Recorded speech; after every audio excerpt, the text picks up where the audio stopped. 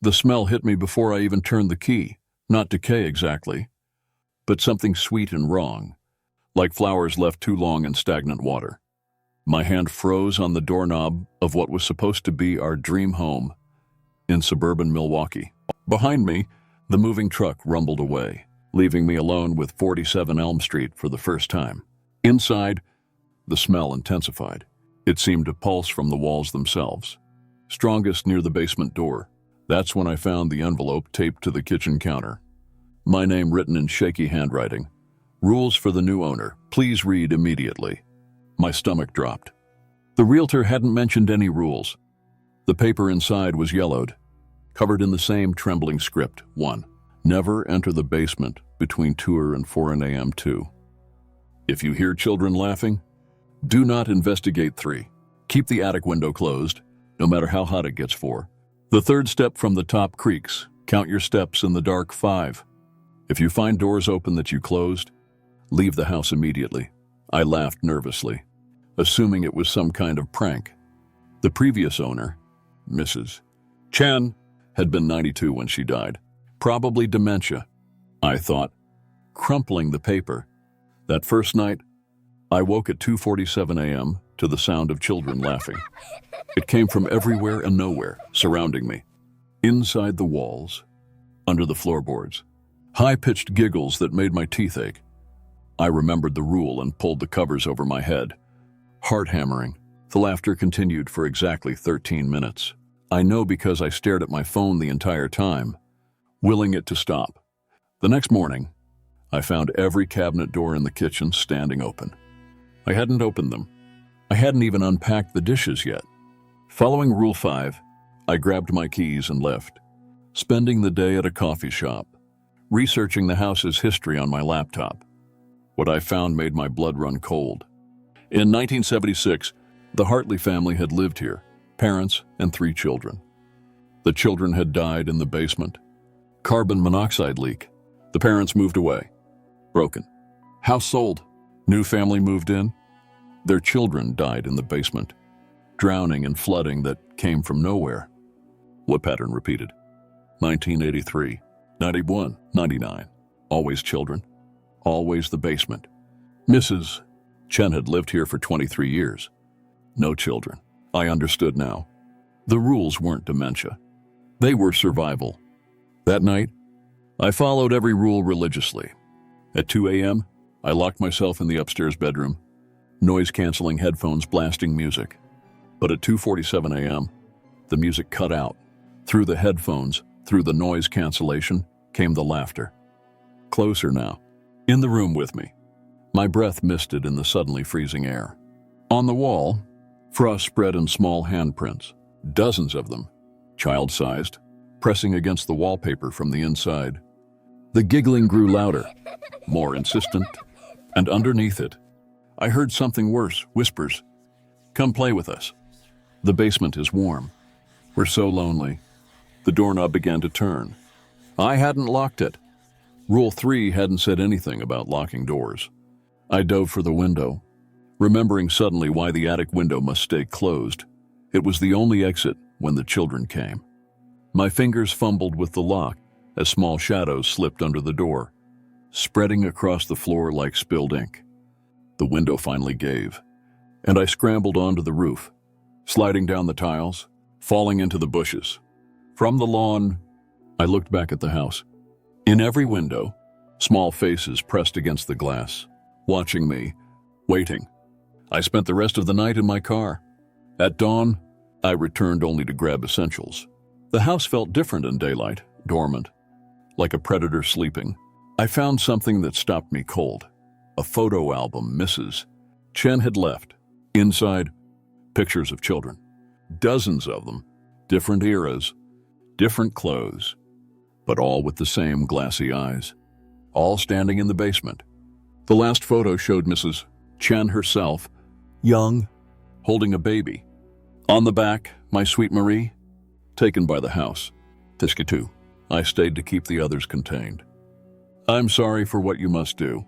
I understood then. Mrs. Chen hadn't been childless by choice.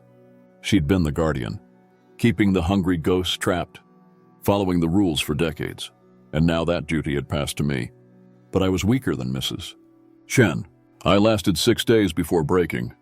The constant laughter, the opening doors, the frost patterns showing scenes of children playing, dying, playing again. On the 7th night, exhausted and half mad, I made a decision. I entered the basement at 2:47 a.m. They were waiting for me. All of them. Not corpses. Not quite ghosts, something between. Children from across the decades, suspended in their final moments, reaching out with eager hands. Behind them, a darker shape, the thing that held them here, feeding on their endless dying. "You came to play," they said in unison, voices layered like a broken choir. But I hadn't come to play. I'd come with salt, iron filings, and every protection charm I could find online. And gasoline, lots of gasoline. The thing in the darkness shrieked as I threw the iron, its shape writhing, revealing glimpses of something that had never been human. The children's faces flickered between joy and terror as its hold weakened. I poured the gasoline, backing toward the stairs, their voices following, "Free us. Burn it all. Thank you." I lit the match at the top of the stairs and threw it down. The basement erupted in flames that burned too hot, too bright, in colors that shouldn't exist. The house screamed, not metaphorically, but actually screamed, a sound that shattered windows and sent me running. From the street, I watched 47 Elm Street burn, in the smoke. I saw them rising, dozens of small shapes, finally ascending, finally free. The fire department said later that the basement had been full of bones, children's bones, dating back over a century. The foundation itself was built on a mass grave from the town's founding, when an orphanage had burned. The house was gone, but I still wake at 2:47 a.m. every night, hearing that laughter, because I learned something that final night. Once you've heard the dead children of Elm Street, part of you never stops listening. They're free now, but their gratitude follows me. Cold breath on my neck, small hands tugging at my clothes, voices whispering, "You saved us. Now save the others." Because 47 Elm Street wasn't the only house with rules. And somewhere tonight, another family is moving in, ignoring the envelope on the counter, about to learn why some doors should never be opened. I found the first USB drive wedged behind the bathroom mirror while installing a new medicine cabinet. Our first week in the Richmond townhouse, and already I was discovering the previous tenant's secrets. The drive was wrapped in plastic, deliberately hidden. On it, a single video file, day 1, if you're watching this. Get out. The video showed a woman, early 30s, sitting in what I recognized as my new living room. Dark circles under her eyes, hands shaking as she spoke. "My name is Jessica Walsh. I moved in 3 weeks ago. I'm recording this because no one will believe me without proof. This house, it remembers, it learns, and it's hungry." I almost laughed. Almost. But something in her eyes stopped me, the kind of terror you can't fake. "It starts with the walls," she continued. "You'll hear them breathing at night, like lungs made of plaster and wood. Then you'll find the wet spots, always in different places, always warm to the touch, like something alive is pressing through from the other side." That night, I heard it. A slow, rhythmic expansion and contraction in the walls, like the house was inhaling and exhaling around me. I pressed my ear against the bedroom wall and jerked back immediately. It was warm and damp, pulsing slightly under my touch. I found the second USB drive inside the heating vent. Day 5, the mimicry phase. Jessica looked worse. Scratches on her arms, hair unwashed. It learns your routines. Every sound you make, it memorizes and plays back when you're alone. Your footsteps on the stairs when you're sitting in the kitchen. Your voice calling from rooms you haven't entered. But here's the thing, it's not perfect. Listen for the delay, the slight echo. That's how you know it's not real. She was right. The next morning, I heard my wife Sarah calling me from the basement. Except Sarah had left for work an hour ago. The voice was perfect, but there it was, a half-second delay, like someone learning to speak by repetition. "Mark, can you come down here?" I found something strange. I didn't go down. The third drive was in the attic insulation. Day 9, the feeding pattern. Jessica's face was gaunt now, eyes hollow. It feeds every 4 days. You'll know because the walls turn soft around midnight, like skin instead of drywall. Things push through, not all the way, just impressions. Faces. Hands, they're looking for warmth. Don't touch them. Don't acknowledge them. It makes them stronger. 4 days after moving in, I witnessed it. Midnight exactly. The living room wall began to ripple. Indentations appeared. The clear outline of a face pressing through, mouth open in a silent scream. Then hands, dozens of them, pushing against the surface like people trapped under ice. The wall bulged but never broke, and after an hour, it solidified again. Sarah didn't believe me until she saw the security footage I'd set up. Day 13, the previous residence. Jessica was crying in this one. I know what happened to the people before me. They're not gone.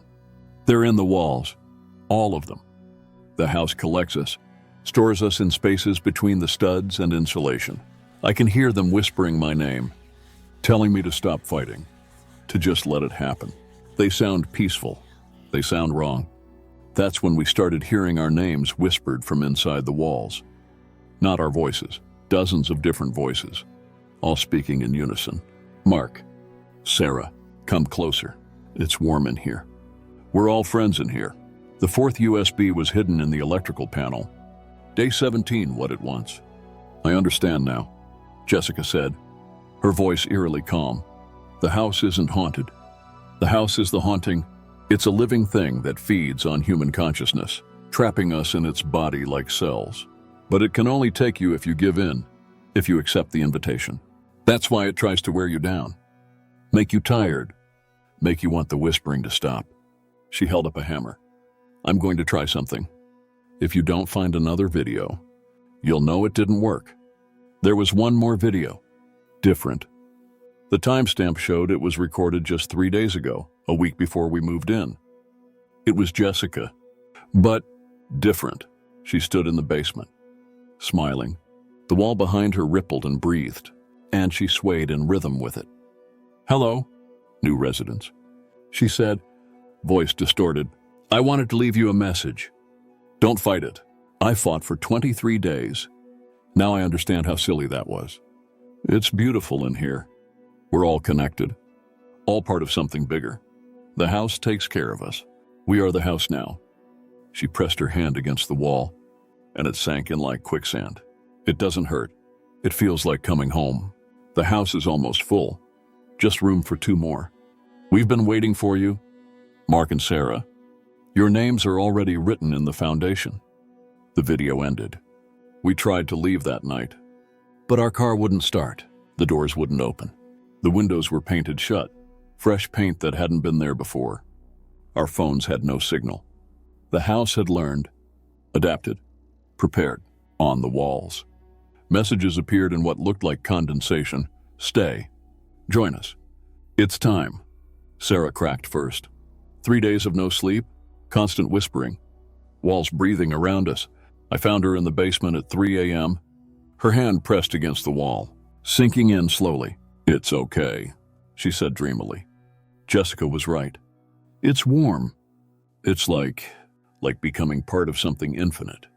I pulled her back, but her hand left an impression that didn't fade. The wall kept the shape of her fingers, breathing in and out through the holes. We're still here, still fighting, but the walls are learning our weaknesses. Yesterday, I heard my dead mother's voice calling from inside the drywall. Sarah heard her sister, who died in childhood. The house knows things it shouldn't know, uses voices that break our hearts. I'm hiding this USB drive now, in case we don't make it. If you find this, know that the house at 847 Maple Court isn't just haunted, it's alive. And it's hungry, and it won't let you go once you're inside. The walls are so soft now, so warm. Sometimes I wonder if Jessica was right.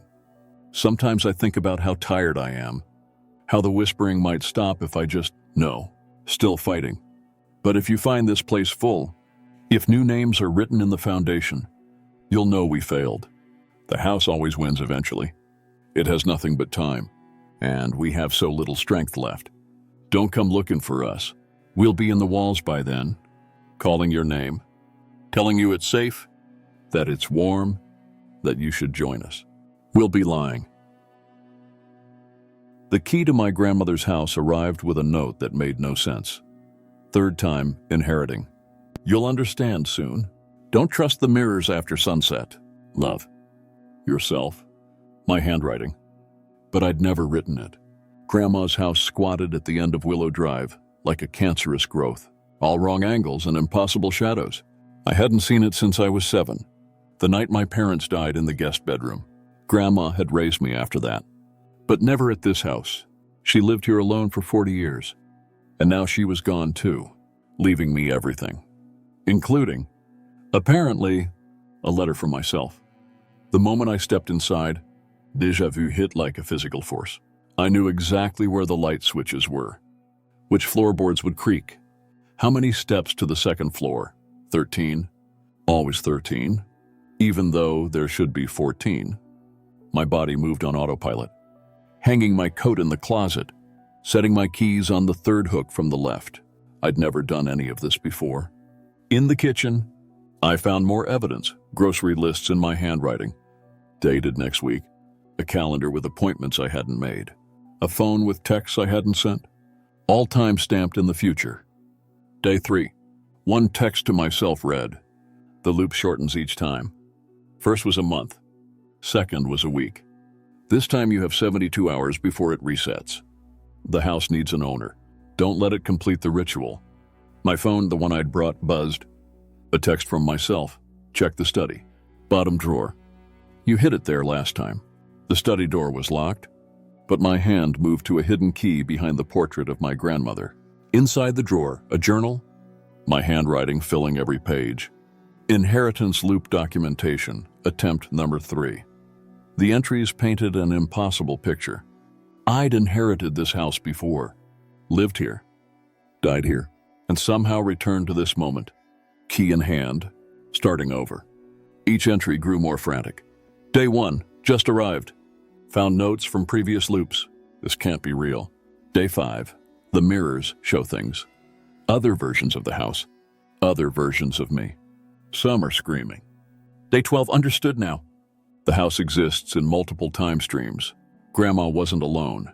She had versions of herself from every loop. They're still here. Day 18, found the ritual room in the basement. The symbols are counting down to something. Each loop, they complete more of the pattern. By day 23, I remember dying. The house consumed me at midnight on the lunar convergence, but I woke up again. Outside, key in hand. It won't let me go. Day 27, only way out is to break the chain. Someone else must inherit, but the house won't accept anyone without our bloodline. I'm trapped. Final entry, if you're reading this, I'm sorry. I'm you. We're all you. The house needs us to complete something, and each loop we get closer. Don't trust the mirrors. Don't go to the basement on the 3rd night. And whatever you do, don't. The entry cut off. I looked up at the mirror across from the desk. My reflection was writing in the journal, but I wasn't moving. It looked up, met my eyes, and mouthed, "Run." The first night, I explored carefully. The house was impossibly big inside. Rooms that shouldn't fit in the floor plan. Hallways that led to different places, depending on the time. In the master bedroom, I found photos, all of me, at different ages, in different clothes, but always in this house. Some showed me old, some young, some versions I didn't recognize.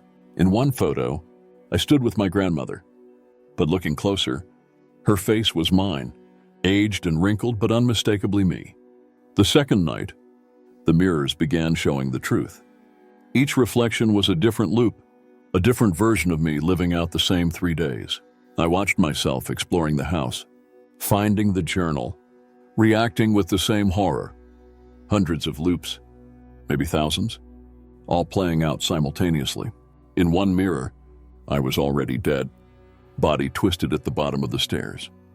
In another, I was sealing myself into the walls, trying to hide from something.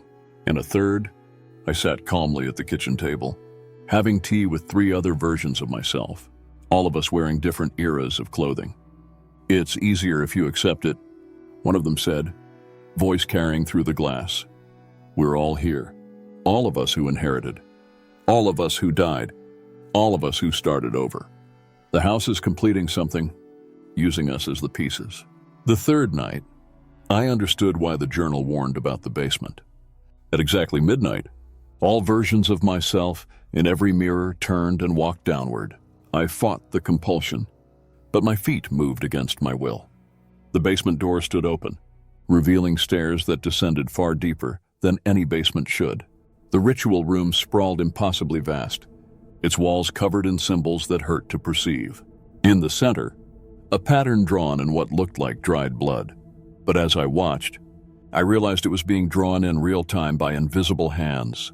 Each loop added new lines, new symbols, building toward something. Around the edges, I saw them, dozens of versions of myself, transparent and overlapping, all adding to the pattern. Some were corpses, still moving.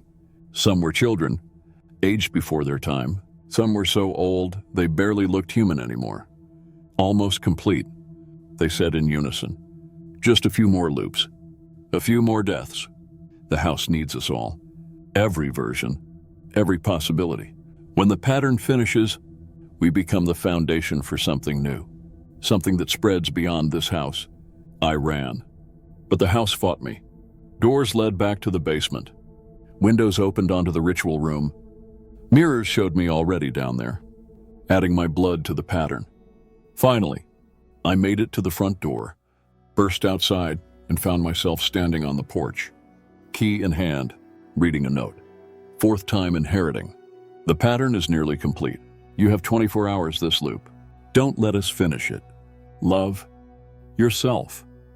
Inside the house, through the windows, I could see myself from 3 minutes ago, reading the journal for the first time. Behind him, in the mirror, another me was watching, and behind that one, another, and another. The loops were collapsing, time folding in on itself.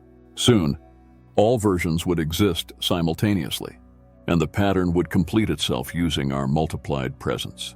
I'm writing this in the final hours, hoping someone finds it before they inherit. The house needs our bloodline, but it also needs ignorance. Each loop starts with forgetting, with discovery, with the horror of realization. But what if someone came prepared? What if they knew from the start? If you're reading this and your last name isn't Walsh, burn this place. Salt the earth. Don't let anyone inherit. If your name is Walsh, I'm sorry. Check your pocket. You already have the key. You've already started walking toward the house. And somewhere, in a mirror you haven't looked at yet, you're already inside, already dying, already starting over. The pattern is so close to complete. I can feel all of us converging, every loop pulling together. We're running out of time. We're running out of versions. We're running out of the entry ends. If you've inherited a house recently, check your mirrors. Check them now. Yeah.